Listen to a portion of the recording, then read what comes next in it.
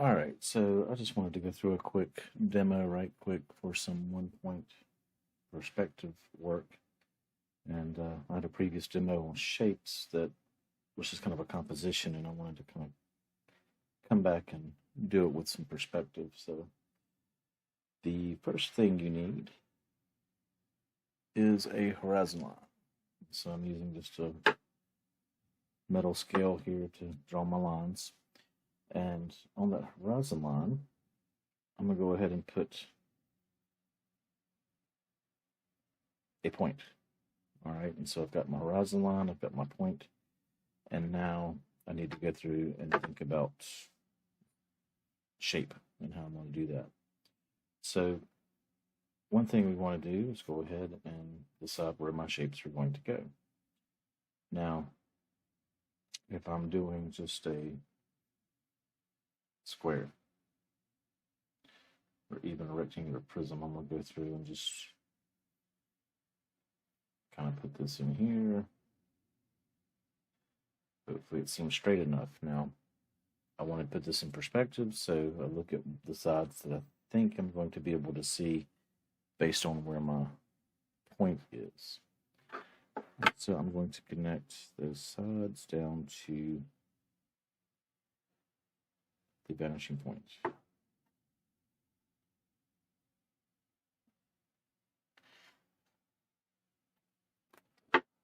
Right.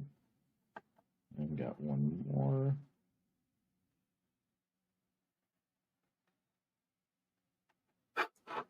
All right, so there is my shape. And then I need to decide now, you don't really want it going all the way back to the vanishing point like this. So I'm going to go ahead and cut things off so I can go ahead and create my shape without it going clear back. And this is just for later when I do my different parts and pieces. If you're doing buildings, you don't want your buildings going clear back to the area like this. And then these lines can kind of go away. So that's usually how I would go about doing just a box. Now, something like a pyramid, I'd come through and I would just kind of randomly put some lines in. Obviously, if you're doing this and it's going to be a finished drawing, you want these guidelines to be very light so that they can be erased or kind of go away after the fact. So I've got these two guidelines here going back to the vanishing point, and now I'm going to go in and put in my pyramid base. All right, and these have to pretty well, all of these lines have to be parallel to the horizon line. And it would be best if your ruler doesn't move when you're trying to draw stuff. All right, so I've got this box here, and this is actually the base of my pyramid. I'm going to go to the middle and kind of eyeball sort of where that's at. I can just put a little point. I can use my ruler and go straight up from there. There's my top point, okay, of my altitude, if you will. And then I'm going to go through and connect the dots for the sides that I will see.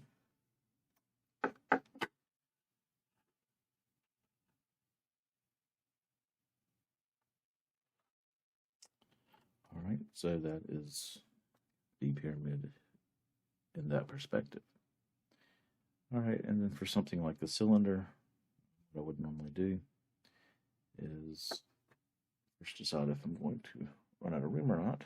I think I'm just going to bring this one out, kind of put it here.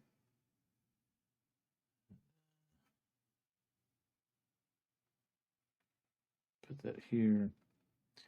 All right, and so what I do for the cylinder is that this pretty well gives me my guideline if I'm trying to keep things in proportion. And then what I will do is kind of rough in sort of a flat circle, if you will. Kind of figure out where this is going to be at. And then I will go through and kind of clean this up a little bit later. But right where the circle touches the edges, I want to come in and put in my vertical lines. And again, trying to make sure they are as straight as possible. These would be coming from the tangents of the circle.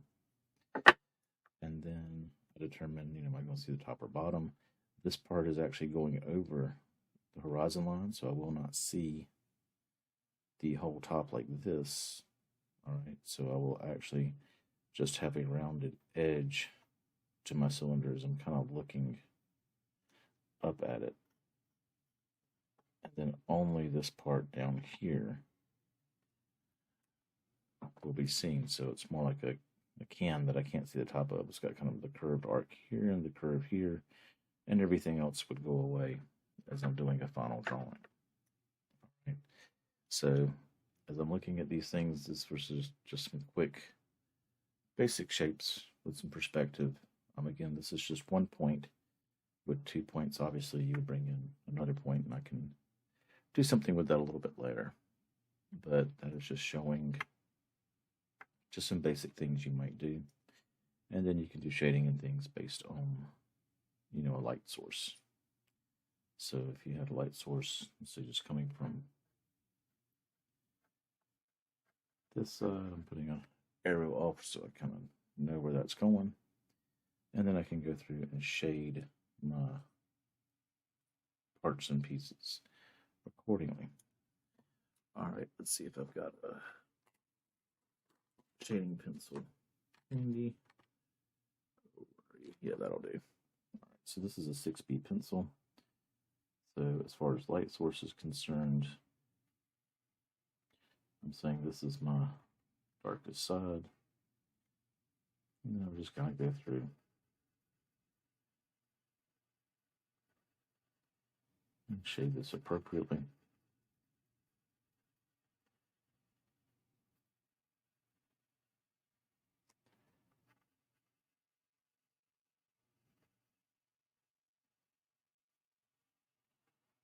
So this is going to be kind of just a rough idea. So, and then this bottom part, all right, I probably want it to be my darkest one. And so I come through and make that really, really dark. Now this is not drawing paper. This is actually just a regular piece of 8.5 by 11. So it's not going to pick up the graphite. It really needs to. But this is a 6B drawing pencil, so I should be able to get plenty of graphite down anyway. So there's this. Now, for the pyramid, this will be the darkest side.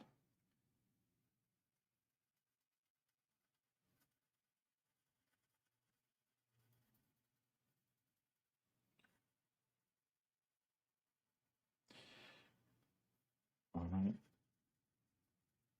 Get kind of a bad glare on the graphite, so see from it. And then this side right here, I could just do kind of, I want it darker than that one.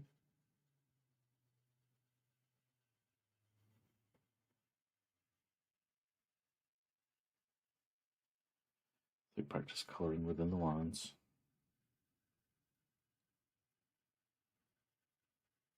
I'm just trying to do this quickly so you can kind of get the idea for what you see and what you don't see.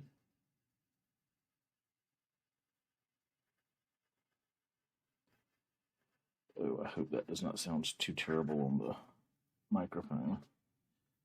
Hopefully it does not sound like the chalkboard.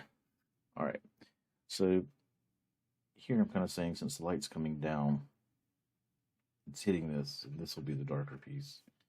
And then this is a little bit lighter. Now on this one I'm saying this is the darker side, and this one's a little bit lighter because of the pyramid shape. This could be the darkest side, depending on how much reflection you say is coming back up. But for right now, this is just what I'm going with. I actually need to go back and do just a very light shading on this. All right, and I'm not really blending, going back over and blending or anything like that. Put too much time into this.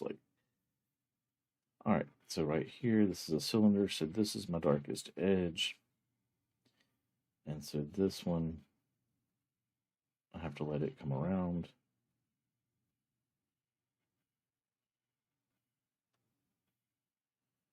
Until it starts getting toward the light. And kind of let it just fade into a brighter spot. And so I kind of come back and darken this up a little bit. Now, with that, that's some just very rough shading on this. And then if I wanted to, I could come back and start kind of roughing in the pyramid. I'm kind of trying to see how that's going to go for a shadow. A cylinder would be going back as well. Let's use some scribbles for this.